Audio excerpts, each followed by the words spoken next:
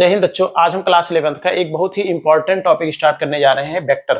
Private में यदि देखेंगे तो प्राइवेट में ये जो चैप्टर है ये सदिश विश्लेषण के नाम से है।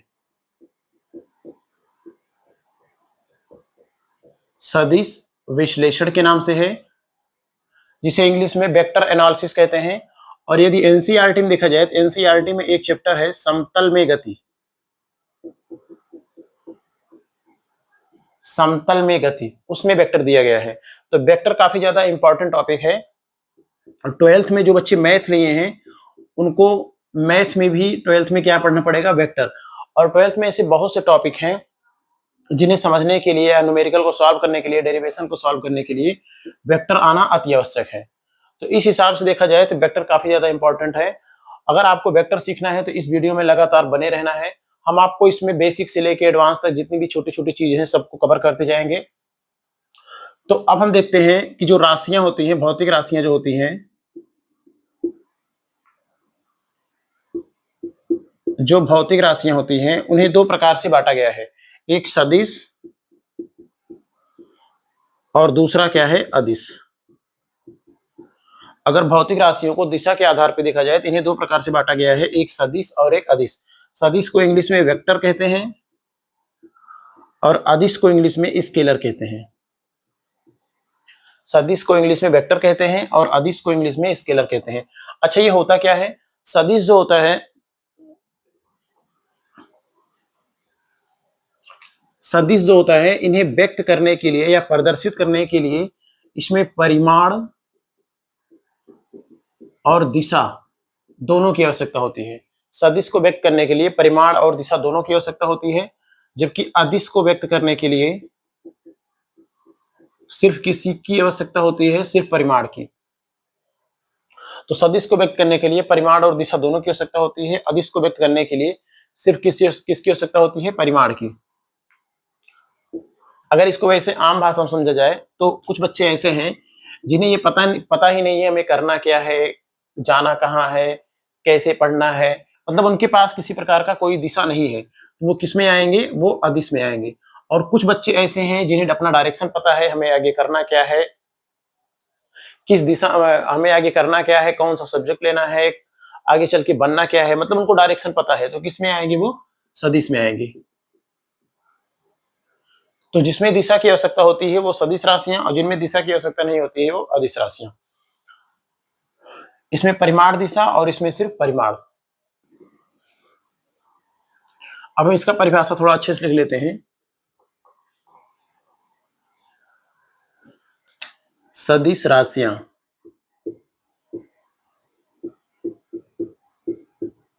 सदिश राशि ऐसी भौतिक राशियां,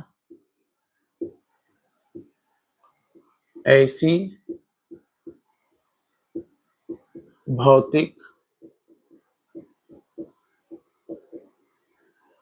भौतिक राशियां जिन्हें व्यक्त करने के लिए, ऐसी भौतिक राशियां जिन्हें व्यक्त करने के लिए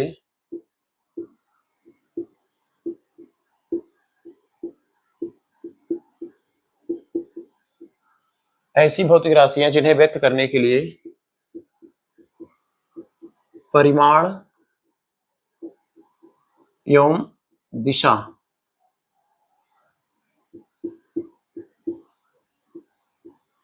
दोनों की आवश्यकता होती है। ऐसी भौतिक राशियां जिन्हें व्यक्त करने के लिए परिमाण एवं दिशा दोनों की आवश्यकता होती है, उसे क्या कहते हैं, सदिश राशियां। उसे सदिश राशि कहते हैं। एग्जाम्पल में बल, बल क्या है, सदिश राशि है। अच्छा, बल इसलिए सदिश राशि है, यदि कोई व्यक्ति हमसे बोले कि बल लगाओ तो हमें उससे पूछना पड़ेगा कि बल कहाँ लगाना है, मतलब हम किसकी तरफ इशारा कर रहे हैं, दिशा की तरफ। तो बल क्या है, एक सदिश राशि है। दूसरा विस्थापन, ये सबसे शॉर्टेस्ट पथ है प्रारंभिक स्थिति से अंतिम स्थिति, तो प्रॉपर इसका एक डायरेक्शन है। तो कौन सी राशि है, ये सदिश राशि। दूसरा वेग, वेग भी क्या है, सदिश राशि है, क्योंकि हमें ये बताना पड़ता है कि वेग की दिशा किधर है। वेग की दिशा वही होती है जो किसकी होती है, विस्थापन की। तो वेग, विस्थापन, त्वरण, ये सब कौन सी राशि हैं? ये सब सदिश राशि हैं। इन्हें व्यक्त करने के लिए किसकी आवश्यकता होती है? इन्हें व्यक्त करने के लिए डायरेक्शन की भी आवश्यकता होती है। अच्छा, इसमें एक बात ये भी ध्यान रखना है कि जो सदिश राशियां होती हैं वो सामान्यतः बीजगणित के हिसाब से नहीं जुड़ती हैं। इन्हें जोड़ने के लिए सदिश योग के नियम का पालन किया जाता है। तो सदिश राशियां किस नियम से जुड़ती हैं? सदिश योग के नियम का पालन करती हैं। ये सदिश योग के नियम का पालन करती हैं।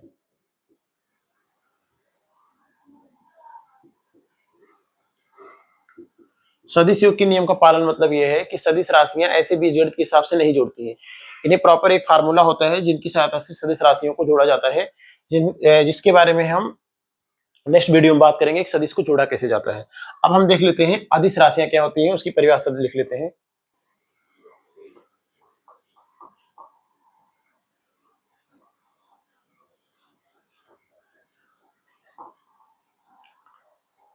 अदिश राशियां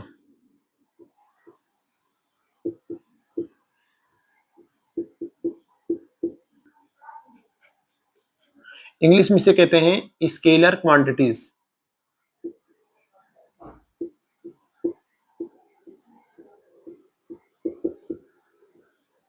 इंग्लिश में इसे क्या कहते हैं? Scalar quantities. तो ये है अदिश राशि, ऐसी भौतिक राशि जिन्हें व्यक्त करने के लिए सिर्फ परिमाण की आवश्यकता होती है, दिशा की नहीं। ऐसी राशि को क्या कहते हैं? हम अदिश राशि। क्या होता है? द्रव्यमान, समय, तापमान, कार्य। कार्य को इंग्लिश में वर्क भी कहते हैं। तो ये सब ऐसी राशियां हैं जिन्हें व्यक्त करने के लिए सिर्फ परिमाण की आवश्यकता होती है। जैसे यदि हम किसी व्यक्ति से पूछे कि तुम्हारा द्रव्यमान कितना है, तो वो बताएगा 30 केजी। ये थोड़ी बताएगा कि 30 केजी पूरब की तरफ या 30 केजी पश्चिम की तरफ। तो मास क्या है? अदिश राशि। समय, अगर कोई टाइम पूछा तो हम सिर्फ टाइम बताते हैं, ना कि दिशा। तापमान, ये भी क्या है? अदिश राशि है। कार्य क्या है? ये भी अदिश राशि है। यदि कोई व्यक्ति कहीं पे 10 जूल का कार्य कर रहा है तो हम बताएंगे कि उसमें दिशा नहीं बताएंगे, सिर्फ बताएंगे कार्य कितना हुआ है? 10 जूल। मतलब वो 10 जूल के बराबर एनर्जी को क्या किया है? ट्रांसफर किया है। उसमें दिशा की कोई आवश्यकता नहीं है। ये भी ध्यान रखना है कि ये जो होती हैं अदिश राशियां, ये बीजगणित के योग के नियम का पालन करती हैं। जैसे बीजगणित में हम जोड़ते हैं 4 + 5 9, 9 + 5 14, उसी प्रकार से जैसे हम बीजगणित में जोड़ते हैं 5 + 4 9, 9 + 5 14, उसी प्रकार से ये अदिश राशियां जो होती हैं वो बीजगणित के हिसाब से जुड़ती हैं। तो सदिश और अदिश राशि हो गया। अब हम पढ़ते हैं सदिश राशियों का प्रस्तुतिकरण या प्रदर्शन, कैसे रिप्रेजेंटेशन। हम देखते हैं कि सदिश राशियों को कैसे व्यक्त किया जाता है।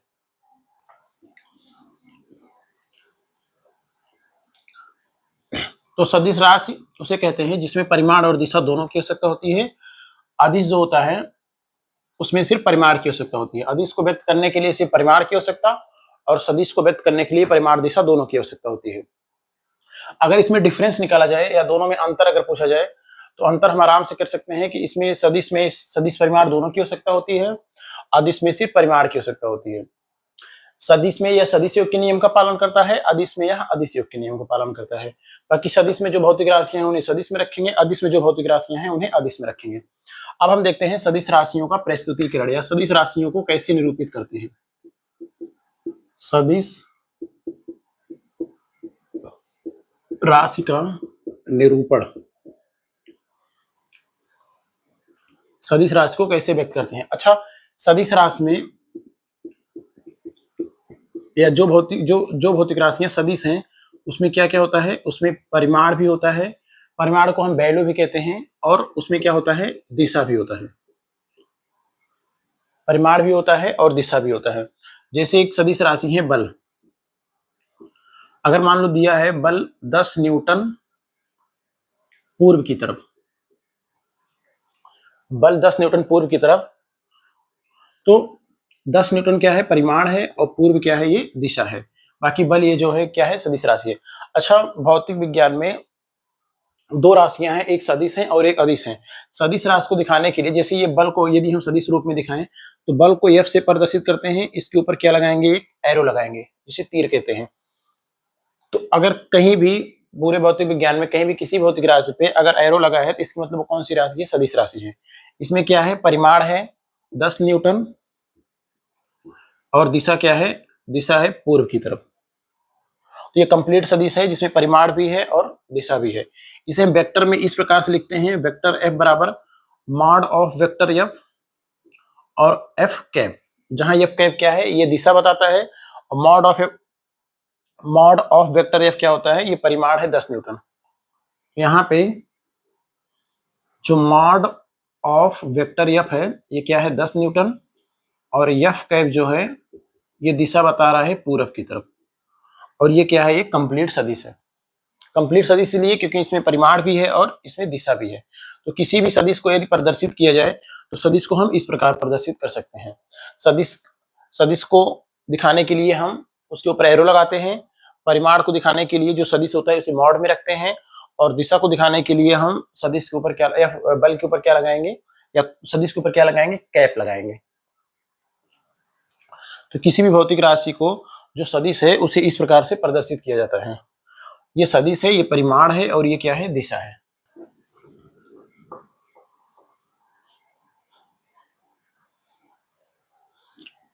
जैसे ये अगर दिया गया है किसी वस्तु का वेग 20 मीटर प्रति सेकंड दक्षिण की तरफ है, वस्तु का वेग 20 मीटर प्रति सेकंड की दर है दक्षिण की तरफ, सदिश रूप में इसे कैसे लिखेंगे, ये वेग है तो हम भी लिख के क्या लगाएंगे, एरो।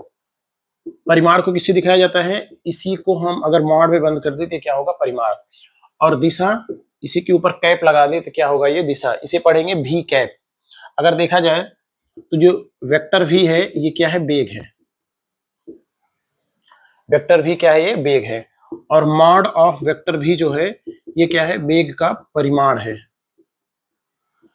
जो कितना है 20 मीटर प्रति सेकंड, और ये जो भी कैप है ये सदिश का क्या है, दिशा है, ये सदिश का दिशा है जो किधर दिया गया है, दक्षिण की तरफ,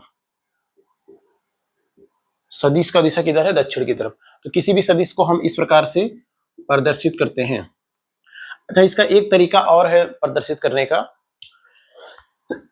जैसे ये वेग बराबर दिया है 20 मीटर प्रति सेकंड दक्षिण की तरफ, तो हम इसे तीर से दिखाते हैं। अगर हम बोर्ड पे डायरेक्शन लिखें, ये होगा ईस्ट, ये होगा वेस्ट, ये होगा नॉर्थ, और ये होगा साउथ। ये ईस्ट वेस्ट नॉर्थ साउथ, तो वेग ये है, इसका परिमाण कितना है 20 मीटर प्रति सेकंड, और दिशा किधर है, दक्षिण की तरफ, मतलब नीचे की तरफ।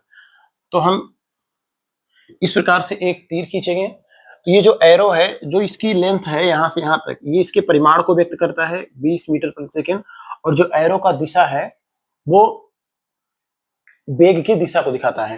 तो यहाँ से लेकर यहाँ तक ये क्या है, परिमाण है, और जो ये सिंबल है ये क्या है, ये दिशा बता रहा है। तो वेग का परिमाण कितना है 20 मीटर प्रति सेकंड, जिसे हम तीर की लंबाई से दिखाते हैं, और दिशा इसका दक्षिण की तरफ है, जो तीर की दिशा है वही क्या है, वेग की दिशा है। तो सदिश को इस प्रकार से भी प्रदर्शित किया जा सकता है, और सदिश को ऐसे भी प्रदर्शित करते हैं। दोनों का उपयोग किया जाता है, जहां पे जिस चीज की आवश्यकता होगी उसका हम उपयोग करेंगे।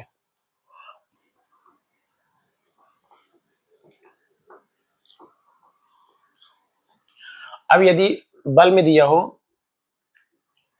किसी वस्तु पर लगने वाला बल 40 न्यूटन पूर्व की तरफ, 40 न्यूटन पूर्व की तरफ, तो डायरेक्शन को हम ऐसे दिखाते हैं, ये ईस्ट है, ये वेस्ट है, ये नॉर्थ है, और ये साउथ है। इसे हिंदी में पूरब कहते हैं, पूर्व, इसे पश्चिम कहते हैं, इसे उत्तर कहते हैं, और इसे दक्षिण कहते हैं। तो इंग्लिश में इसे ईस्ट, हिंदी में पूरब, इसे वेस्ट पश्चिम, और ये साउथ दक्षिण, और ये नॉर्थ उत्तर। तो बल किधर लग रहा है, 40 न्यूटन पूरब की तरफ, पूरब क्या होगा, उधर होगा, तो ये तीर की दिशा इधर होगा, तो ये बल की दिशा दिखा रहा है, तीर की दिशा जो है बल की दिशा है, और जो उसका यहां से यहां तक लेंथ है वो क्या है, 40 न्यूटन, वो क्या है, 40 न्यूटन। और बल है, बल सदिश राशि है, सदिश राशि को व्यक्त करने के लिए हम इसके ऊपर क्या लगाते हैं, एक एरो लगाते हैं। तो ये जो इसकी लेंथ है ये परिमाण है, और जो तीर की दिशा है वो क्या है, सदिश की दिशा है। तो इस प्रकार से भी प्रेजेंट किया जाता है सदिश को, चाहे ऐसे प्रदर्शित नहीं, चाहे इसके पहले जो हम बताए थे उस प्रकार से प्रदर्शित किया जाए। तो दोनों का उपयोग होता है, जैसे जिसका उपयोग होगा वैसे हम उसका उपयोग करेंगे। अब हम देखते हैं कि किसी भी सदिश का दिशा कोण की सहायता से कैसे निकालते हैं। ये नोट पॉइंट है।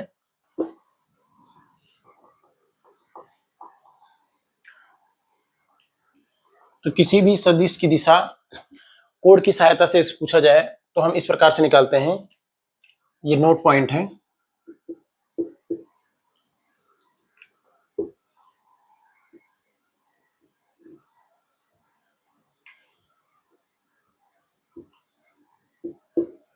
ये ईस्ट है जिसे पूर्व कहते हैं, ये वेस्ट है जिसे पश्चिम कहते हैं, ये यन है जिसे उत्तर कहते हैं, ये नॉर्थ है, ये साउथ है जिसे दक्षिण कहते हैं। East, east west north south, पूरब पश्चिम उत्तर दक्षिण। मान लीजिए एक कोई वेक्टर ये है, वेक्टर ये वेक्टर ए ईस्ट से कितने डिग्री पे है, 30 डिग्री। तो हम इसे लिखेंगे कि सदिश ए, सदिश ए, सदिश ए पूरब से 30 अंश किधर है, उत्तर की तरफ। सदिश ए पूरब से कितने अंश की तरफ है, 30 अंश। सदिश ए पूरब से 30 अंश किधर है, उत्तर की तरफ।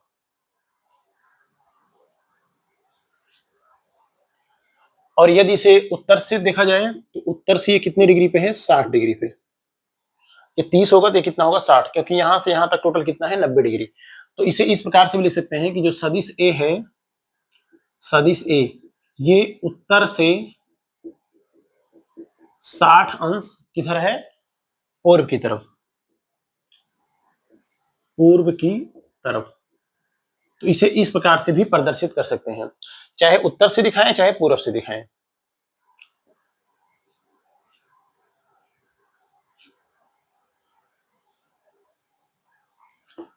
ये दूसरा सदिश है वेक्टर बी, यहां से ये है 40 अंश पे। तो हम इसे लिखेंगे कि सदिश बी उत्तर से कितना है, 40 अंश किधर, पश्चिम की तरफ। सदिश बी, सदिश बी उत्तर से, सदिश बी उत्तर से 40 अंश किधर है, पश्चिम की तरफ।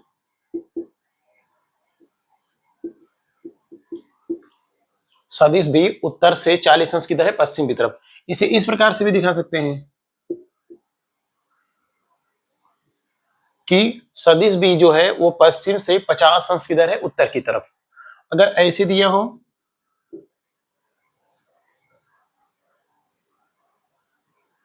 इस प्रकार से 45 डिग्री, ये है वेक्टर सी। तो इसे कैसे पढ़ेंगे कि सदिश सी जो है वो पूरब से 45 अंश है किधर, दक्षिण की तरफ। या तो अगर इधर से देखा जाए तो सदिश सी दक्षिण से 45 अंश है किधर, पूरब की तरफ। तो कोड की सहायता से सदिश को इस प्रकार से व्यक्त किया जाता है।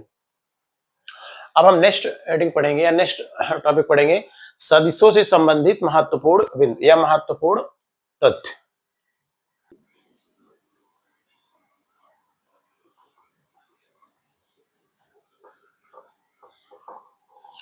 अब नेक्स्ट हेडिंग है सदिशों से संबंधित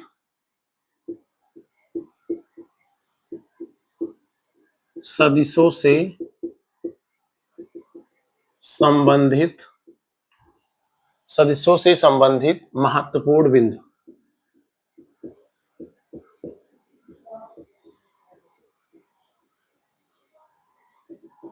सदिशों से संबंधित महत्वपूर्ण बिंदु। अच्छा, ये काफी इंपॉर्टेंट टॉपिक है, सदिशों से संबंधित महत्वपूर्ण बिंदु, जो हमारे इस वाले चैप्टर को और ज्यादा स्ट्रांग बनाएगा। तो इसमें जो जो पॉइंट है काफी ज्यादा इंपॉर्टेंट है, तो हम स्टार डाल डाल के हर एक पॉइंट की चर्चा करेंगे। तो पहला जो पॉइंट है, तो सदिशों से संबंधित महत्वपूर्ण बिंदु में पहला बिंदु है किसी भी सदिश को, तो पहला पॉइंट है किसी भी सदिश को 360 अंश से घुमाने पर उसके मान में कोई प्रभाव नहीं पड़ता है। अगर ये सदिश है, मान लो ये सदिश वेक्टर ए है, इसे यदि 360 से घुमा दिया जाए फिर से यहीं पे आ जाएगा, तो इसके मान पे कोई प्रभाव नहीं पड़ेगा। दूसरा जो पॉइंट है, दो सदस्यों के बीच हमेशा या सदियों छोटा वाला कोड लिया जाता है। दो सदिशों के बीच, दो सदिशों के बीच हमेशा कौन सा कोड लिया जाता है? छोटा वाला। हमेशा छोटा वाला कोड लिया जाता है।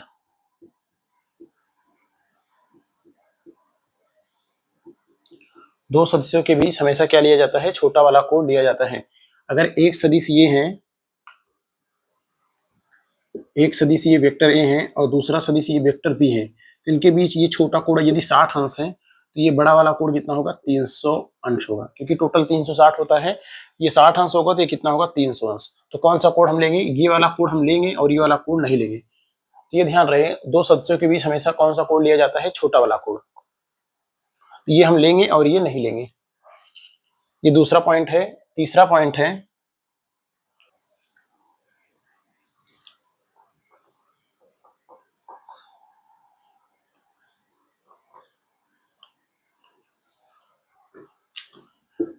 तीसरा पॉइंट ये है, किसी भी सदिश को उसके समांतर कहीं भी विस्थापित कर सकते हैं। मतलब इसे पैरेलल शिफ्टिंग भी कहते हैं। किसी भी सदिश को, किसी भी सदिश को, किसी भी सदिश को उसके समांतर, किसी भी सदिश को उसके समांतर कहीं भी विस्थापित कर सकते हैं। कहीं भी, किसी भी सदिश को उसके समांतर कहीं भी विस्थापित कर सकते हैं। जैसे ये एक सदिश है वेक्टर ए, तो हम इसके समांतर, इसके समांतर यहां से यहां तक, जैसे ये सदिश ये है तो हम इसके समांतर इसे ऊपर नीचे कहीं भी विस्थापित कर सकते हैं। अगर ये एक सदिश वेक्टर बी है, एक सदिश वेक्टर बी है, तो हम इसके समांतर इसे कहीं भी विस्थापित कर सकते हैं ऐसे। अगर ये एक सदिश सी है तो हम इसके समांतर इसे कहीं भी विस्थापित कर सकते हैं। जैसे ये वेक्टर सी है तो इसके समांतर हम ऐसे कहीं भी इसे ले जाके रख सकते हैं, इसके मान में कोई प्रभाव नहीं पड़ेगा। तो ये तीसरा पॉइंट है। अब हम चौथा पॉइंट देख रहे हैं।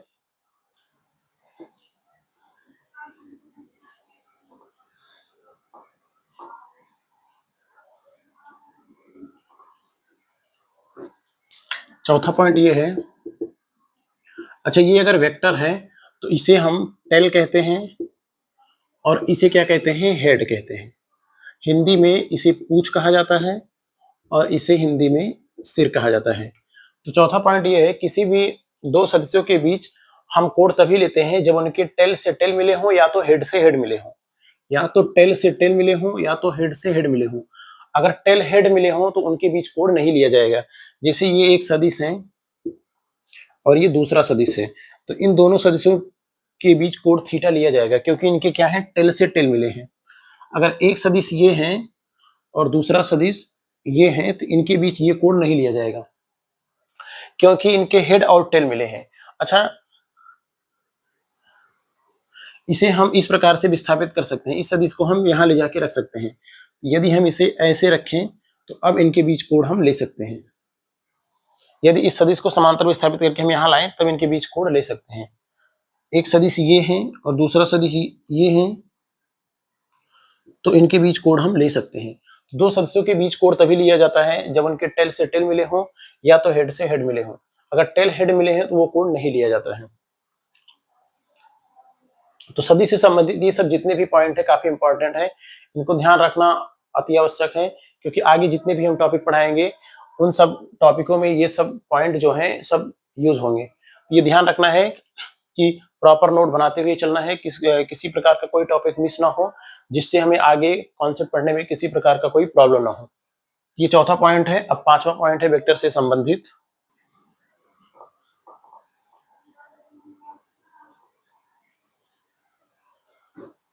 पांचवा पॉइंट ये है कि दो सदिश तब समांतर होंगे, दो सदिश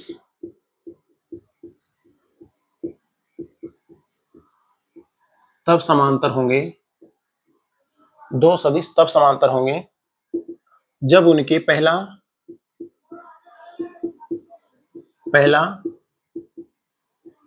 परिमाण समान हो, दूसरा दिशा समान हो और तीसरा उनके मात्रक समान हो। अगर किसी दो सदिश में ये तीनों चीज समान हो तो उसे हम क्या कहेंगे कि वो दोनों सदिश समांतर सदिश हैं, या सॉरी समांतर नहीं है, समान है। क्या है ये? समान है। दो सदिश तब समान होंगे जब उनके परिमाण समान हो, उनकी दिशा समान हो और उनके क्या समान हो? मात्रक समान हो। तभी दोनों सदिश को क्या कहे जाएंगे? समान सदिश।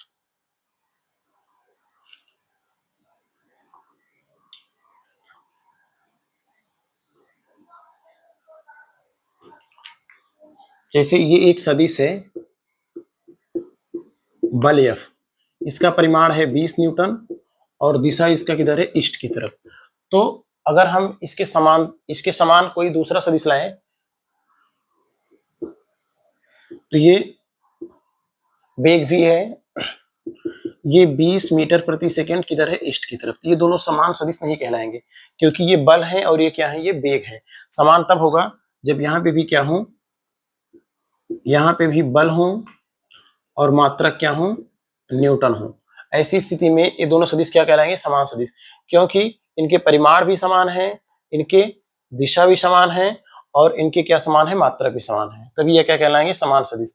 यदि इसमें किसी को भी चेंज कर दिया जाए, चाहे दिशा चेंज कर दिया जाए, चाहे परिमाण चेंज कर दिया जाए, चाहे मात्रक चेंज कर दिया जाए, तो ये समान सदिश नहीं कहलाएंगे।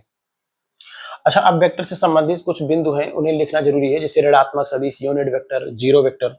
तो अब हम पहले देखते हैं ऋणात्मक सदिश क्या होता है। ऋणात्मक सदिश, इसे इंग्लिश में नेगेटिव वेक्टर कहते हैं। ऋणात्मक सदिश को क्या कहते हैं इंग्लिश में? Negative vector. इसे इंग्लिश में नेगेटिव वेक्टर कहते हैं। तो ऐसे दो सदिश जो परिमाण में बराबर हो तथा दिशा में विपरीत हो, उसे क्या कहते हैं? ऋणात्मक सदिश कहते हैं। ये दोनों सदिश वेक्टर ए और वेक्टर बी, या सदिश ए तथा बी दोनों परिमाण में क्या है? बराबर हैं और दिशा में विपरीत है, इसलिए क्या लगाया गया है? Negative sign. भौतिक विज्ञान में नेगेटिव साइन को विपरीत के लिए दिखाया जाता है। ऋण चिन्ह को, अगर कोई चीज विपरीत है तो उसे विपरीत दिखाने के लिए हम क्या लिखते हैं? ऋणात्मक चिन्ह। तो ए वेक्टर ए और बी की दिशा क्या है? विपरीत है, यहाँ पे क्या लगाया गया है? नेगेटिव। और दोनों का परिमाण क्या है? बराबर है। जितना परिमाण इसका है उतना परिमाण इसका है। तो ये दोनों सदिश एक दूसरे की क्या कहलाएंगे? ऋणात्मक सदिश। अब हम देख लेते हैं कि समांतर सदिश क्या होता है।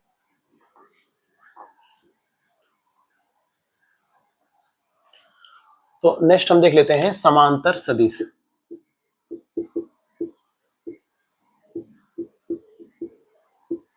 समांतर सदिश क्या है? ऐसे दो सदिश जिनके बीच कोण जीरो हो।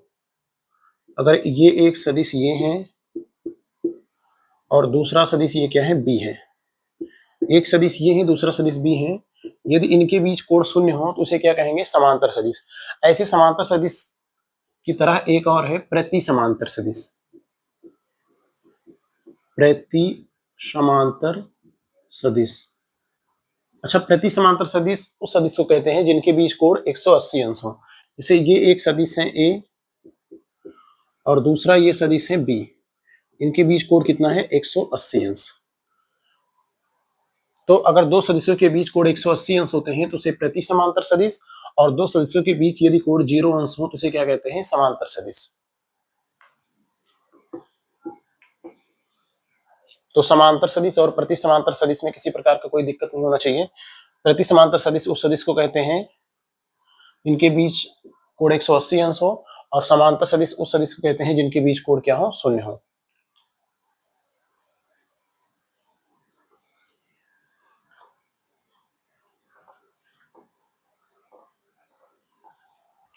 अब एक सदिश और है जिसे हम कहते हैं संरेखीय सदिश।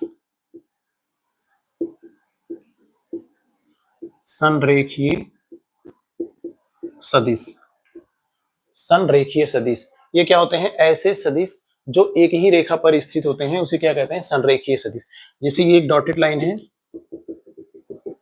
ये एक डॉटेड लाइन है, तो हम इस पे एक सदिश ये दिखा रहे हैं वेक्टर ये, दूसरा सदिश ये दिखा रहे हैं वेक्टर बी, और तीसरा सदिश ये दिखा रहे हैं वेक्टर सी। ये तीनों सदिश संरेखीय सदिश कहलाएंगे क्योंकि क्या है, ये एक रेखा पर है। तो वेक्टर ए बराबर होगा वेक्टर बी, और वेक्टर बी बराबर होगा वेक्टर सी के। ये तीनों सदिश क्या है, संरेखीय सदिश।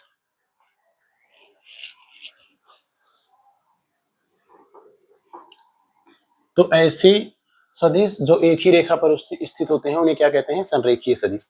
अब एक बड़ा इंपॉर्टेंट है ये सदिश में, जिसे कहते हैं यूनिट वेक्टर या एकांक सदिश कहते हैं, एकांक सदिश। अच्छा, एकांक सदिश का उपयोग दिशा दिखाने के लिए किया जाता है। अगर कोई पूछे कि यूनिट वेक्टर क्या होता है, तो यूनिट वेक्टर जो है वो दिशा दिखाने के लिए प्रयुक्त किया जाता है। इसका परिमाण एक होता है। यूनिट वेक्टर का जो परिमाण होता है वो कितना होता है, एक होता है। यूनिट वेक्टर का परिमाण एक होता है और इसका उपयोग कहाँ किया जाता है, इसका उपयोग दिशा दिखाने के लिए किया जाता है।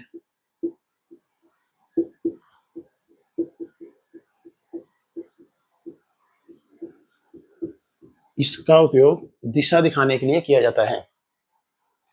तो अगर कोई पूछे कि एकांक सदिश, इसे इंग्लिश में कहते हैं यूनिट वेक्टर।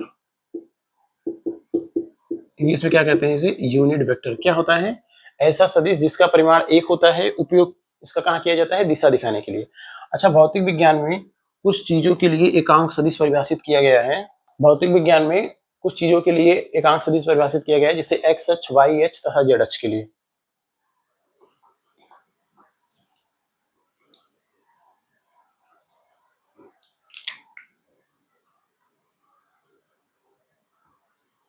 तो ये एक्स अक्ष है और ये क्या है, ये वाई अक्ष है, और ये क्या है, ये है जेड अक्ष। ये एक्स अक्ष है, ये वाई अक्ष है और ये जेड अक्ष।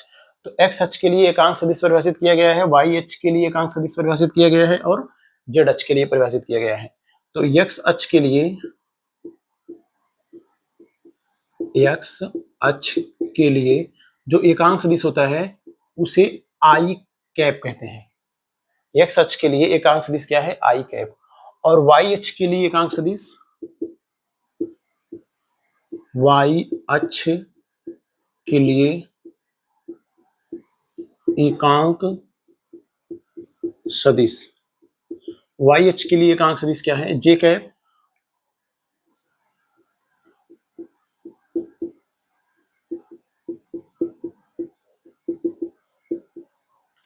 और एक्स अक्ष के लिए एकांक सदिश क्या है, आई कैप। एक्स अक्ष के लिए एकांक सदिश आई कैप, वाई अक्ष के लिए एकांक सदिश जे कैप, और जेड अक्ष के लिए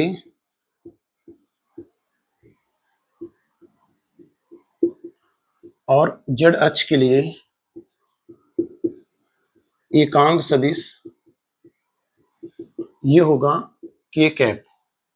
तो एक्स अक्ष के लिए एकांक सदिश आई कैप, वाई अक्ष के लिए एकांक सदिश जे कैप, और जेड अक्ष के लिए एकांक सदिश क्या होगा, के कैप। इसी प्रकार से हमें ये पता है ये एक्स अक्ष का धनात्मक दिशा है और इधर एक्स अक्ष का ऋणात्मक दिशा होगा। ये वाई अक्ष का धनात्मक दिशा है, ये वाई अक्ष का ऋणात्मक दिशा है। ये जेड अक्ष का धनात्मक दिशा है और इसके विपरीत जेड अक्ष का ऋणात्मक दिशा है। तो ये सब जितने हैं सब कौन सा डायरेक्शन है, पॉजिटिव। ये सब पॉजिटिव है, इसके विपरीत क्या होगा, नेगेटिव। तो इसी प्रकार से यदि एक्स अक्ष के लिए, यदि एक्स अक्ष के, एक्स अक्ष के ऋणात्मक के लिए देखा जाए, एक्स अक्ष के ऋणात्मक दिशा के लिए यह क्या होगा, माइनस आई कैप। वाई अक्ष के ऋणात्मक के लिए क्या होगा, माइनस जे कैप होगा। और जेड अक्ष के ऋणात्मक के लिए,